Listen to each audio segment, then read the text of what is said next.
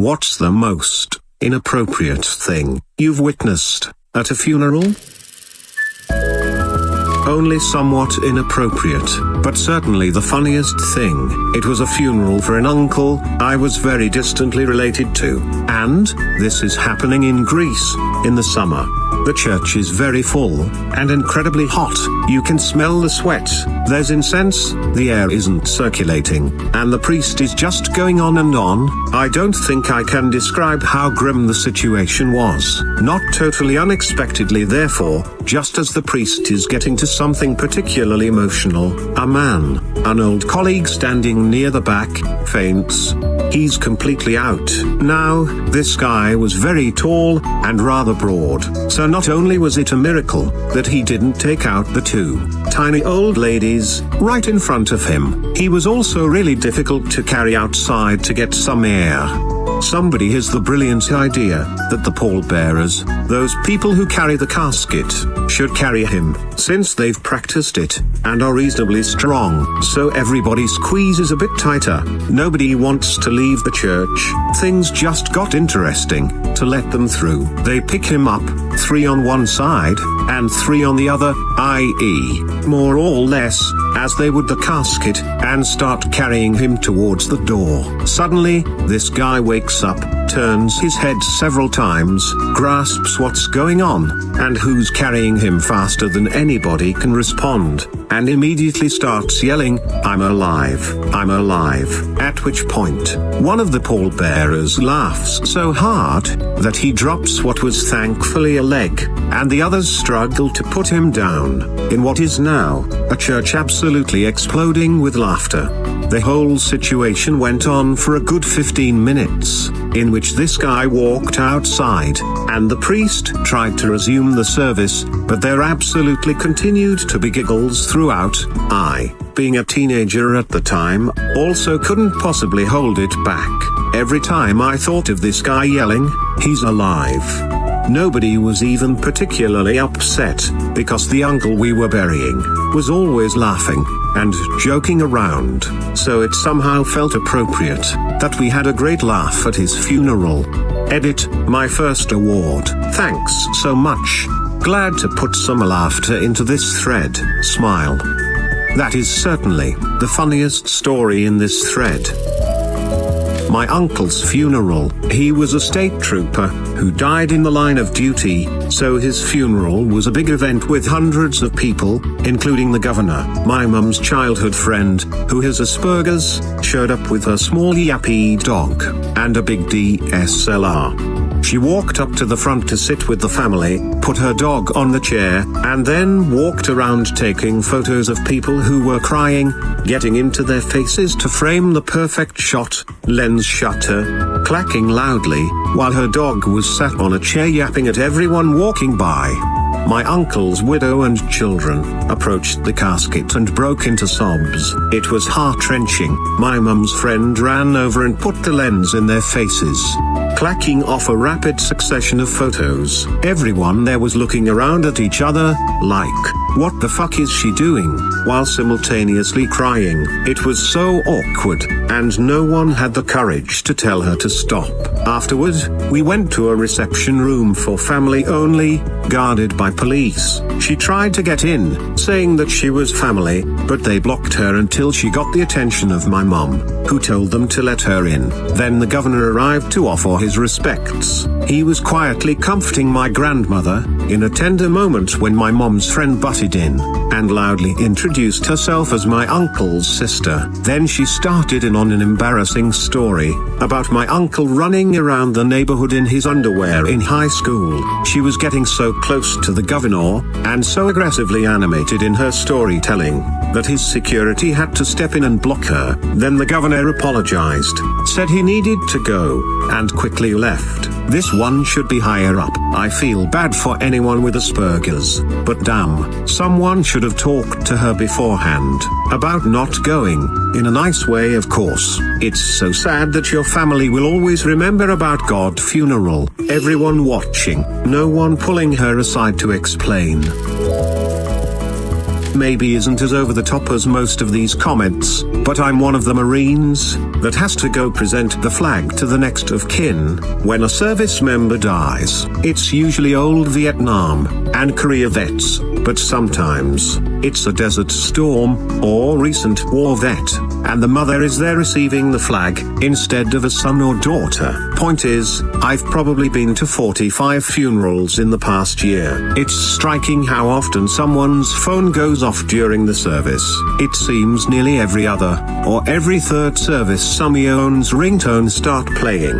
There's been a few times where someone will get up from their seat and answer the phone too. Oh God, I just remembered something. I did base on a guard in the Air Force. So same jazz, person handing flag to next of kin. We have two people, both of us fold it, then one presents it, and the other plays taps. Since most of us can't actually play taps, there's a speaker in the bugle that we discreetly hide, so that it's not obvious. We just push the button and pretend. Everyone cries. We leave. I was the taps guy. I hit the button, taps starts, and sputters out halfway in. There's nothing I can do here, except act like it finished. I felt so fucking bad. I swear I checked those batteries. We always check them before we leave, carry spares, and then check them again right before the service. They worked both times I checked, and then they gave up when it mattered. I probably did 70 plus funerals in a 4-month period, and god damn it, did I feel bad about that one. Need to preface this with a little information on a regional thing from where I am.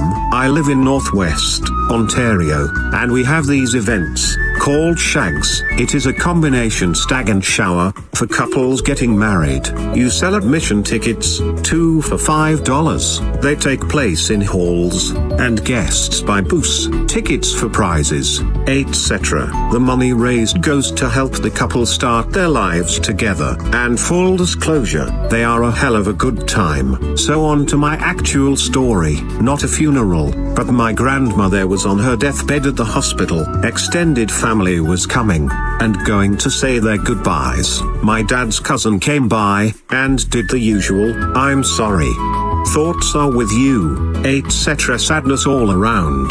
Then, this cousin of my dad's starts to ask everyone if they want to buy tickets to his upcoming shag.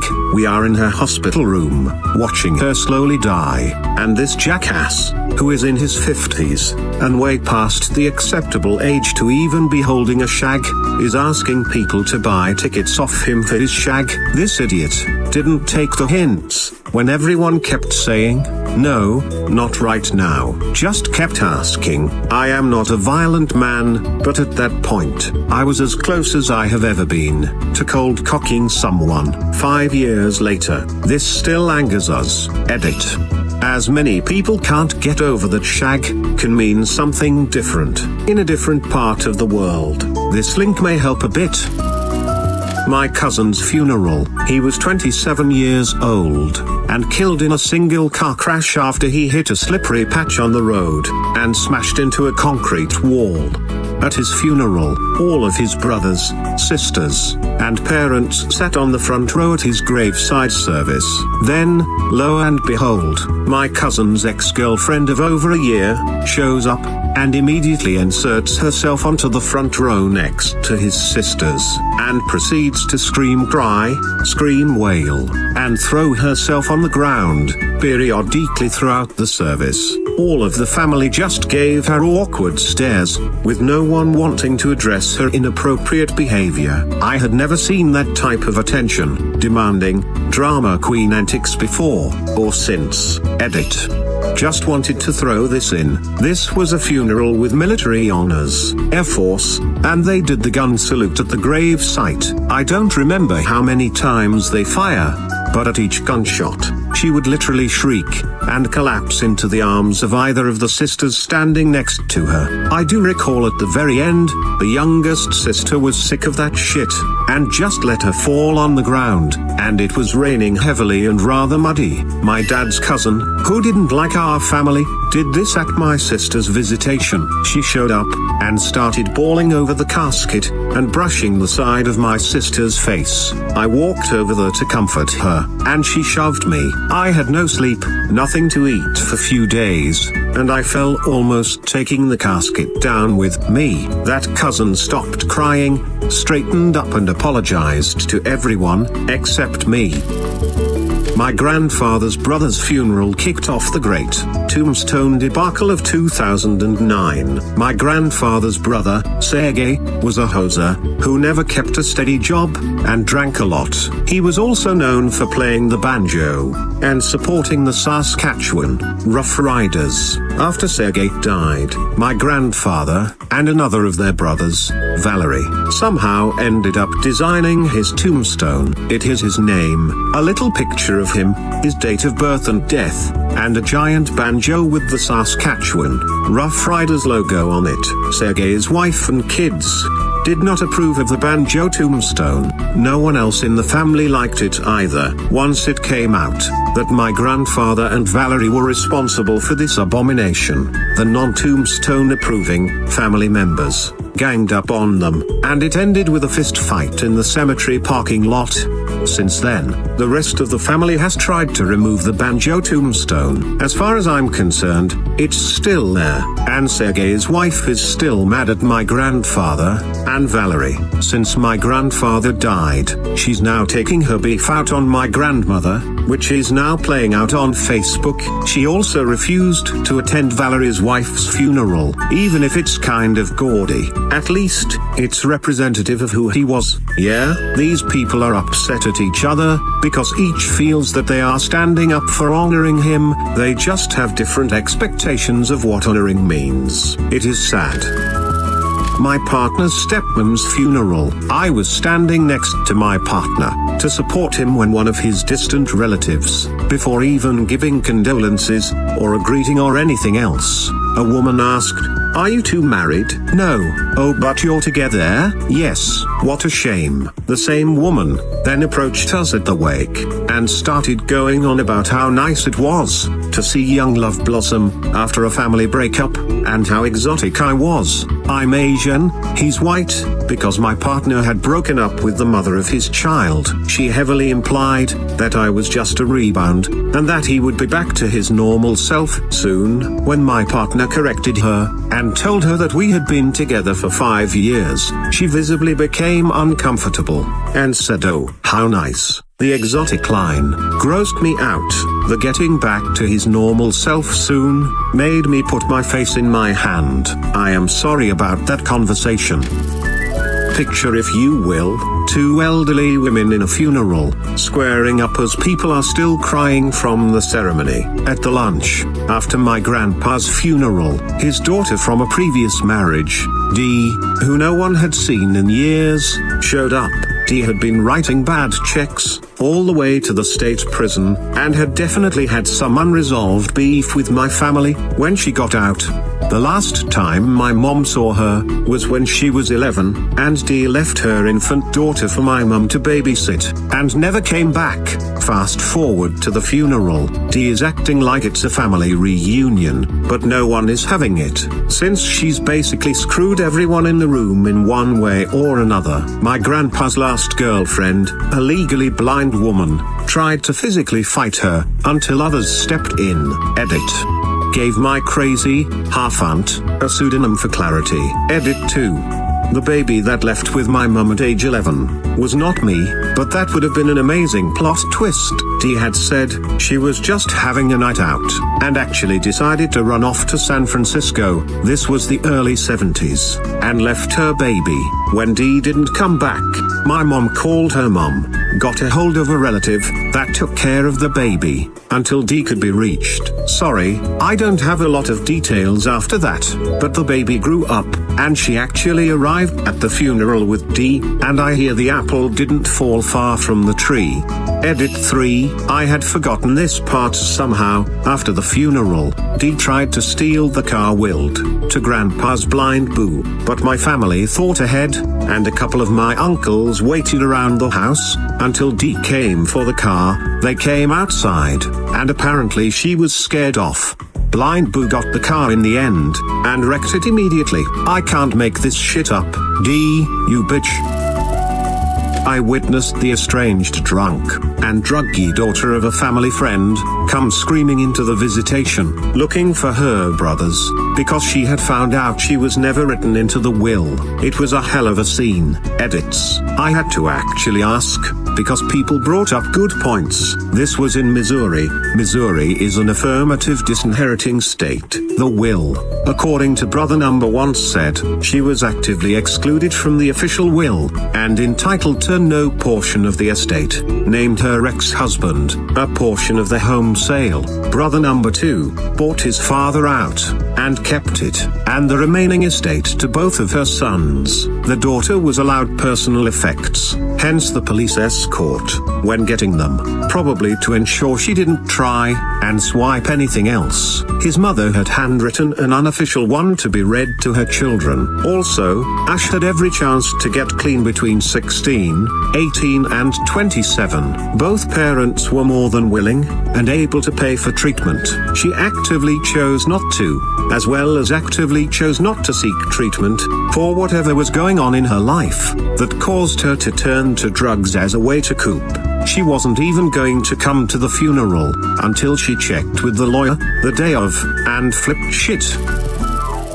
My grandmother spent the last decade and a half of her life in a nursing home with severe Alzheimer's and depression, after being kicked out of 2 other places previously for trying to kill herself. Her last years were of weary terror, not remembering her children that would visit when they could, and would ask only where her mother was, and breaking down in tears when she inevitably realized what was going on, as little as she could. She lived mostly as a result of modern pharmacology and medical science with little to no quality of life. Before she passed, she'd agreed to have a priest from the church she grew up in come in and say a few words. Keep in mind, this arrangement was made nearly 15 years before she passed. On the day of her funeral, the big news story was the court battle over Terry Schiavo and the right of family to keep her on life support versus her husband's desires to remove her from it. For those that don't remember, the church got involved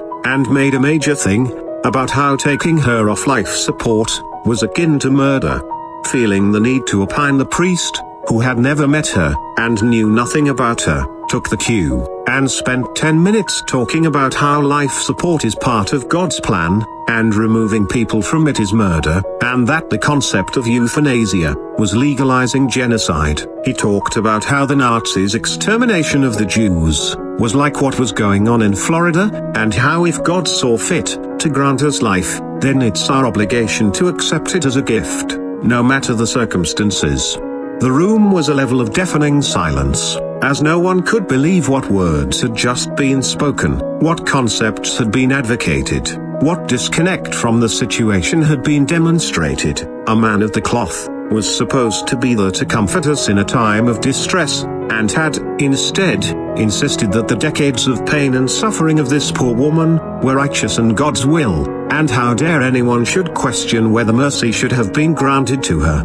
Never have I had to restrain myself more from getting up and physically removing someone from a room. When he was done, I stood up ready to go after him, and felt my father's hand on my shoulder. "Let me handle this," was all he said, and walked up to the priest and lead him out. All I remember is hearing the priest say something to the effect of, "Is there a problem? There's still more I'm supposed to do," as he was being almost lifted off the floor by his arm, and escorted out a door as my mom wept. The only thing I could think of was that she was denied the ability to have any dignity in her death, and was now being deprived it, even after her passing.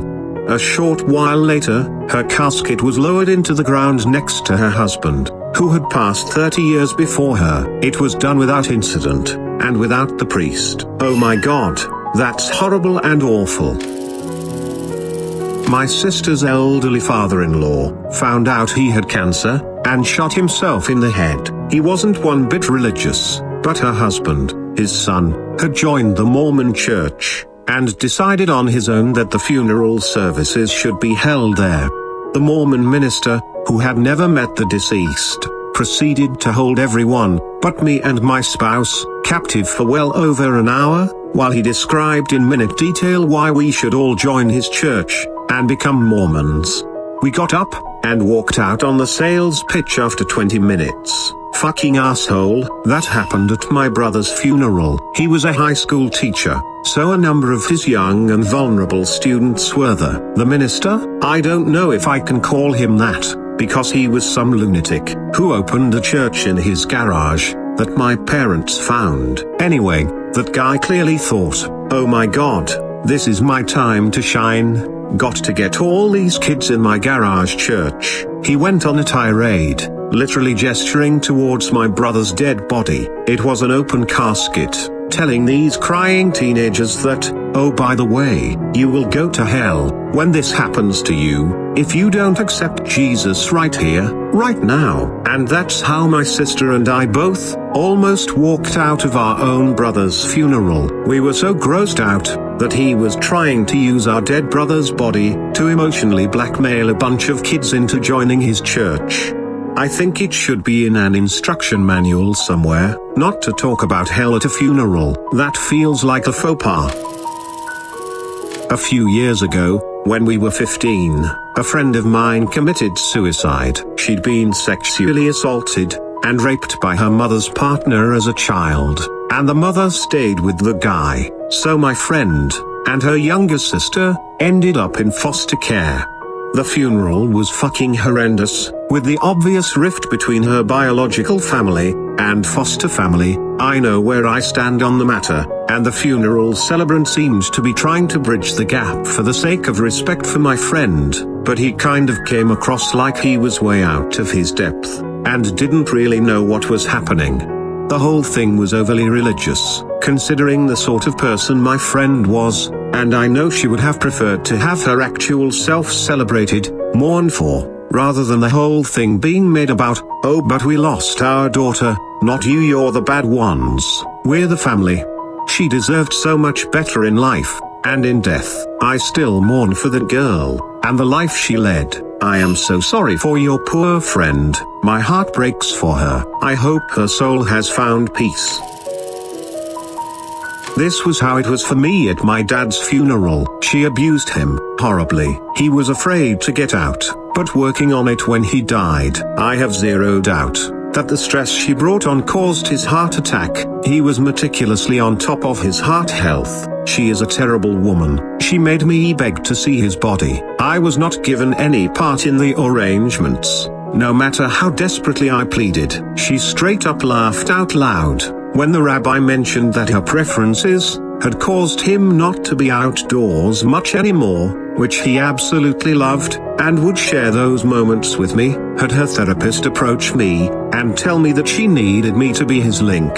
Hell to the no. At the house after, she, knowing she had a captive audience, pulled out videos of her wailing in an a cappella barbershop chorus. I was reeling, and this woman is making everyone watch her sing and dance, and calling herself a semi-pro. She pays to be a part of that group, and it shows. At the end, she made a huge show of presenting me with the Les Paul I had bought him. It was only appropriate that it come back to me. I was really grateful, though, and shocked that her daughters are the exact opposite of her. One came up to me to state their intent to protect me from her, and the whole time, they made sure I had a seat, and was recognized as his daughter, as well as shielded me from her attempts to be passive-aggressive and nasty with me, and called her right out on it. Had she had anything to do with it, I would have been a stranger, save for the people he worked with. The only place she couldn't take down my pictures.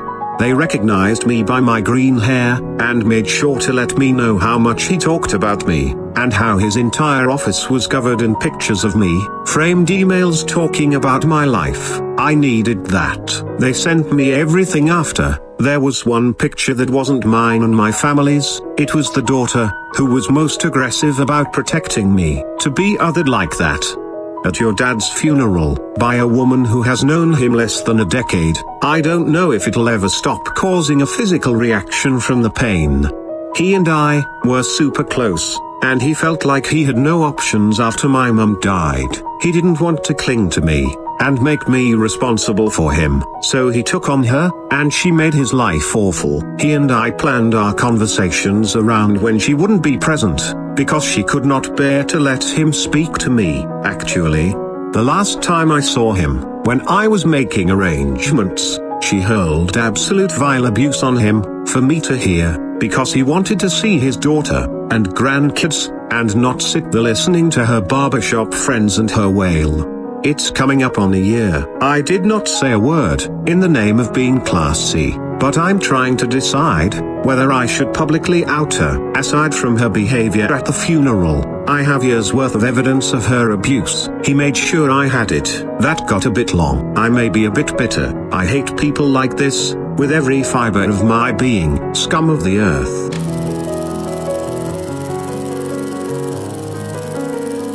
With that out of the way, don't forget to subscribe and hit the bell icon if you want more content to keep appearing in your subscription box. Thanks for watching, and until next time.